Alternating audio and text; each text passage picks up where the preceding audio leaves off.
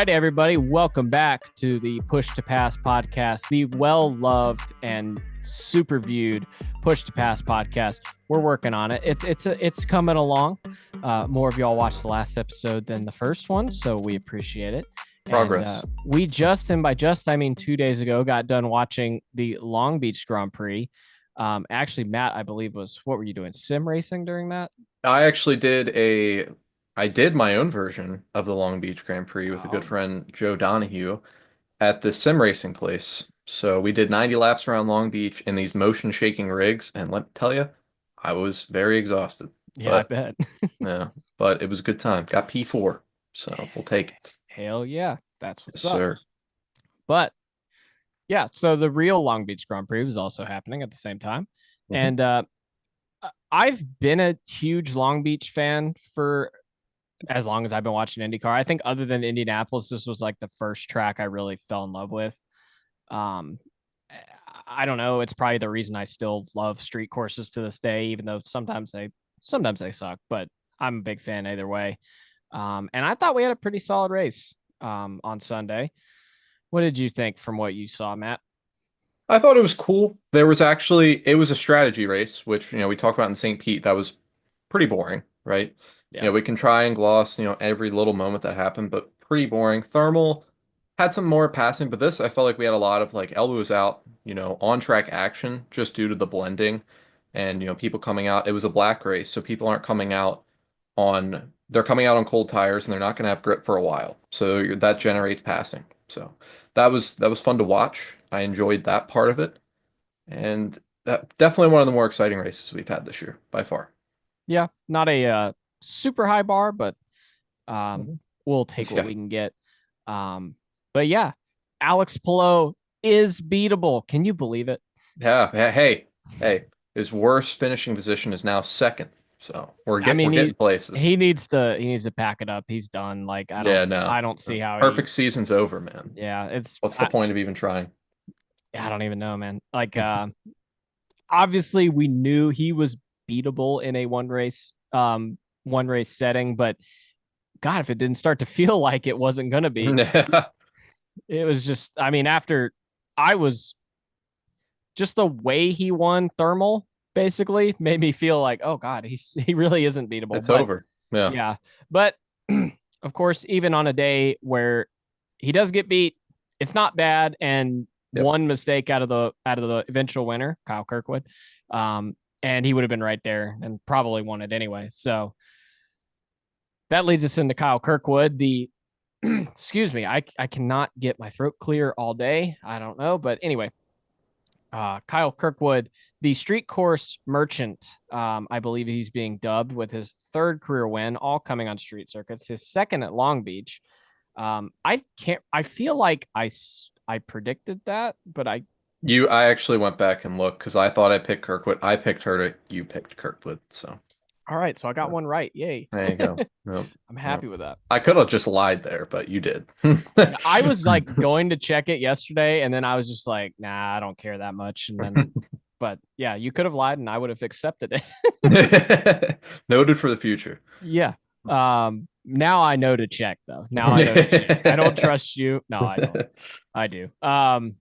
But you had an opinion on the street course merchant dubbing or crowning of Mr. Kyle Kirkwood, and Yep. what do you feel about that? I think that it's very, very shallow to view that. I think the car that he's running, IndyCar, you look at Indianapolis, when you race there, the car does most of the driving. No offense to like Kyle Larson, but he came over, he had a good car to drive, he did well. Same with Kurt Busch. If you're a competent enough driver in a car, you're going to do well at certain places. It's the same way in IndyCar. Arrow McLaren typically don't have great street course cars. They don't win a lot of street course races. Long Beach is Andretti's playground. Street courses are Andretti's playground. They finished 1-2 at Toronto last year. You can go look at all the numbers. This is no surprise that a good Andretti driver wins at a street course. He still does well at other tracks. He just hasn't won. But what other Andretti driver is winning anywhere else other than Colton Herta at Nashville last year? Yeah. They win on street courses. That's what they do. They haven't won a lot of races other places. So I don't understand the dubbing him as a street course merchant Because it's just the equipment he's in. If he wasn't winning them, that'd be even more concerning, right? Yeah. So it's the car that's good there. He's a good driver. He does well other places. Got a top 10 at the Indy 500 last year when virtually they were the third best team overall. I think Herta probably had the car to beat, but I'd put Penske was better than them last year, and Aaron McLaren was better than them last year. And Kirkwood's still able to put in the best result for Andretti. One of the only ones to finish on the lead, well, the only one to finish on the lead lap. So. Yeah.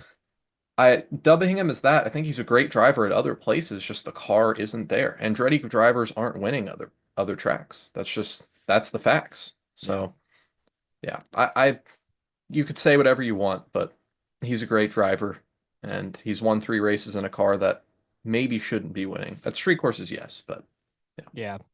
You brought up Kyle Larson. It kind of reminded me of the start of when he started finally winning in the Cup Series. It was only on 2 mile tracks for his Yes. first five.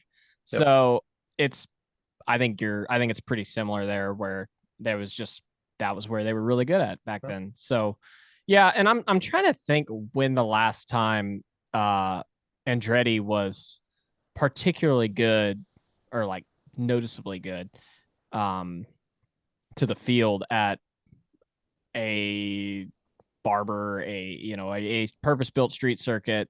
Obviously, they won Nashville last year, so they do have some oval setup, good Mhm. oval setup.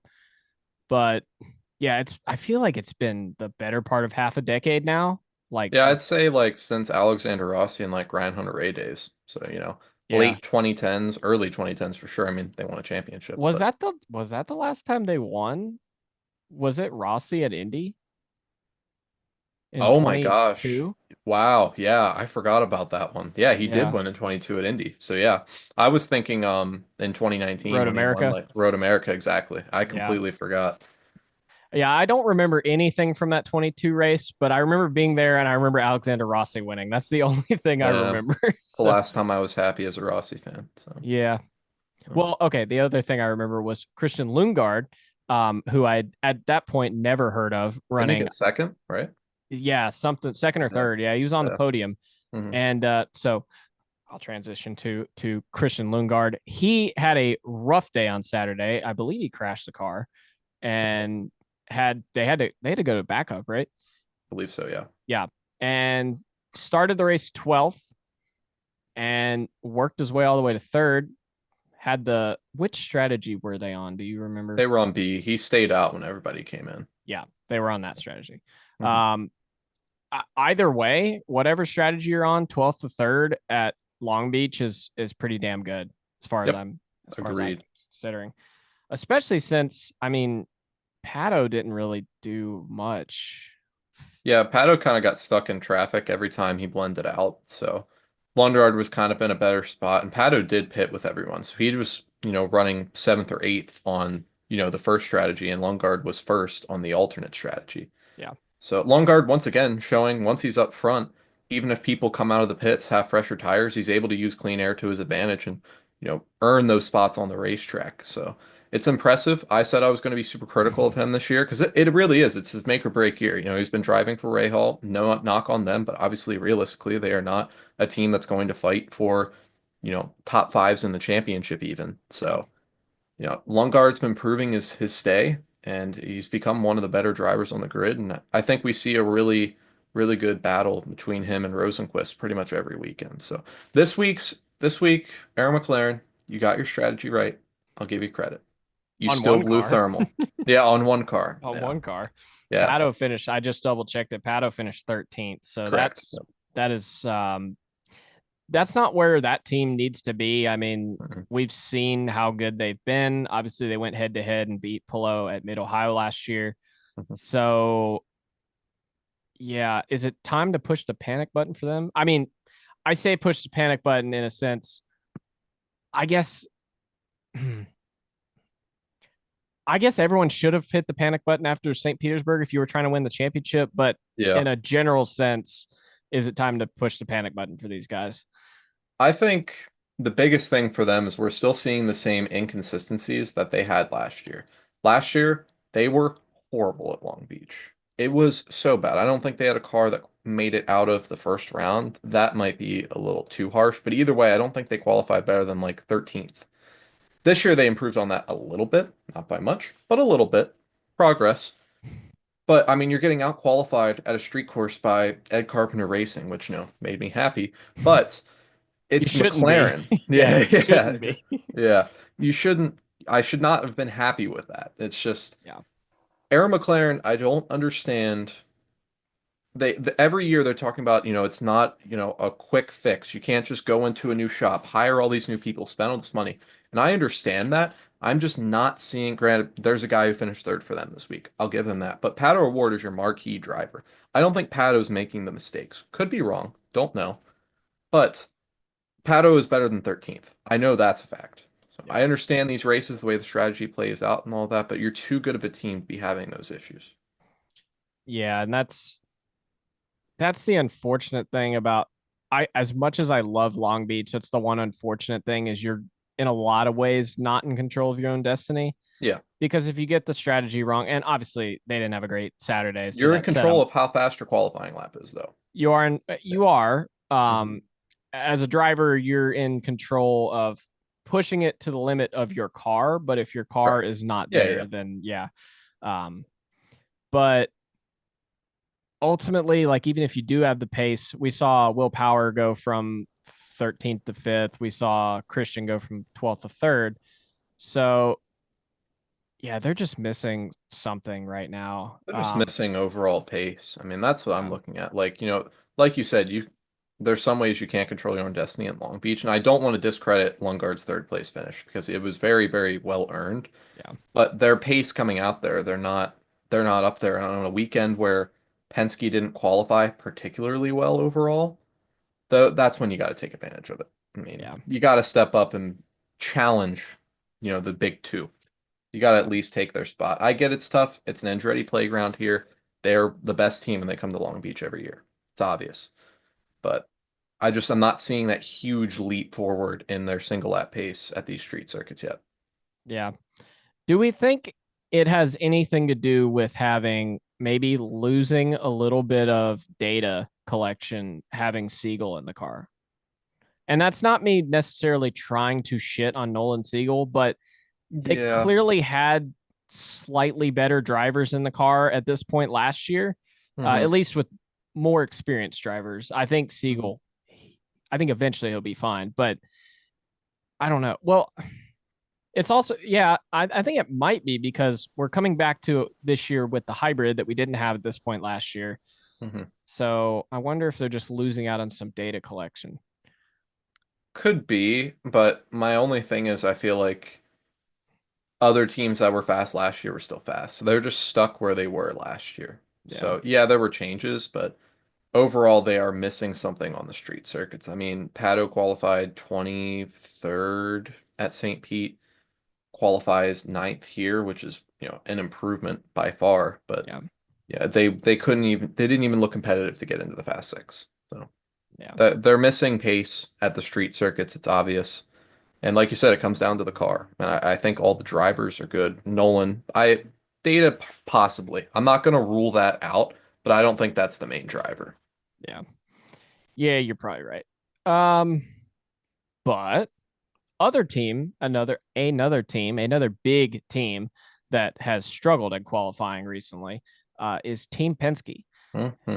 And luckily for them, they're mostly making it up on strategy. Actually no, they did good. They did a good job with strategy and overall race pace on They had three cars in the top 10 until an issue with Newgarden. yeah. Yeah. Obviously, Will Power ended up fifth. Scott McLaughlin ended up sixth. Newgarden, like you said, was running top 10, and unfortunately, his seatbelts came undone, and that completely ruined their day. Um, talk about a bummer for Yeah, that team. that they just cannot seem to catch any breaks this year. Yeah. It's been a rough go for them. He's still 10th in the points, but Yeah, this that is that second place at St. Petersburg is pulling a lot of weight. it Or it third, really third, really sorry. is. Yeah. I The, forgot. Yeah, the he ran out of gas on the last lap of that race. Yeah, Yeah, it's just nothing has gone to plan for them yet. no. So It's unfortunate to see.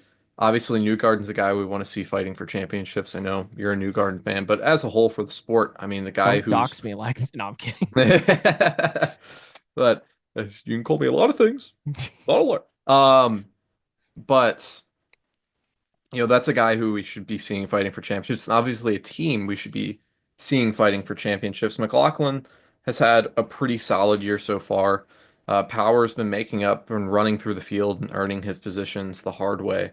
But, not the vintage Penske that we're used to seeing. But once we get into some other tracks, last year they dominated Road America. So we'll just have to see how their season progresses and see how fast they are at the big speedway. I feel like this is a similar thing to Andretti right now because like they're just not they're missing something on the street courses like and obviously opposite of Andretti, Hmm. but yeah they always tend to show up pretty fast at purpose built road courses and ovals Yep. obviously, and it seems like for the past few years they've just been missing something at at street courses, and it's really odd too because I mean how many poles has Will Power won at these tracks? Like, I mean, I mean, he's he's the has the highest of most all poles, time. and yeah, exactly. Yeah. He is the GOAT at qualifying. But So it's crazy because now he isn't qualifying super well. He's just driving up through the field. yeah, So strange. imagine what he could do if they qualified top five. Yeah, exactly. Yeah, exactly. He'd be looking like Alex Palou out there. He would So be. It's funny to me. Like every year for the past couple, we've had the talk of, or the talk going around of Will Power. Is he going to be around much longer? Is Penske going to move on from Power? And at this point, that looks like an insane take. Like unless Will doesn't want to anymore, yeah. I cannot imagine not putting him back in the car next year. Oh yeah, he's their marquee driver. I mean, Yeah, at this point, the most consistent driver. which is wild to me because it feels like I remember in our preview episode, I think you and I both kind of agreed that Scott McLaughlin should be taking a fight to be the championship winner this year, and it hasn't felt like it at all. Which Yeah. He is the there's highest Penske driver in the points for them, yeah but eighth.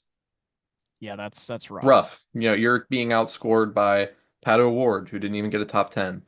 Felix Rosenquist, who had a great year. No offense on Fro, underappreciated driver. Yeah, It's just, we haven't really Scott Dixon's been solid, but those are guys that even when you have a rough patch of races, you gotta find yourself in like top five in yeah, points, through this little tough stretch of races. So yeah. it's unfortunate to see. Yep. Well, on to Birmingham. I don't know Yeah. why. I can never remember before I say Birmingham that it's called Barber Motorsports Park. And I don't I've done this like three Same times in thing. the last week. It is, but someone at Darlington asked me when they were running where they were running after Long Beach and I said Birmingham. And he's like, "Where?" Like, So what are you talking? It's actually, the Augusta of motorsports. I mean, it is a great track. It has been historically a very Penske friendly track, Correct. a very hit. When was the last time he won? A very Joseph Newgarden racetrack. I think he has Yes, three or four wins there. Three? correct. That's where Yeah. his first win came. Yep. And his first Penske win as well. Good point. But that was in a completely different era. I don't think he hasn't won there since 2019, I don't believe. Um, I would have to fact check that, but I I'll take believe your word for it, but it has yeah, been a little bit. it has been a while. Not since the Aero screen, but Scott McLaughlin has won twice there since the Aero screen, correct? Correct. He has I won the last two. Scott McLaughlin didn't race an IndyCar before the Aero screen, so I don't know why I even said it that way. It's a good point. I didn't even catch it. Yeah, but what do we think? What do we think Penske does this week? I remember last year I predicted that last year this was coming off of the DQing of St. Petersburg, and I predicted that they would both go in to ass whoop mode, and Newgarden finished like 15th. So Yeah, I don't know yeah. what to think about Newgarden here.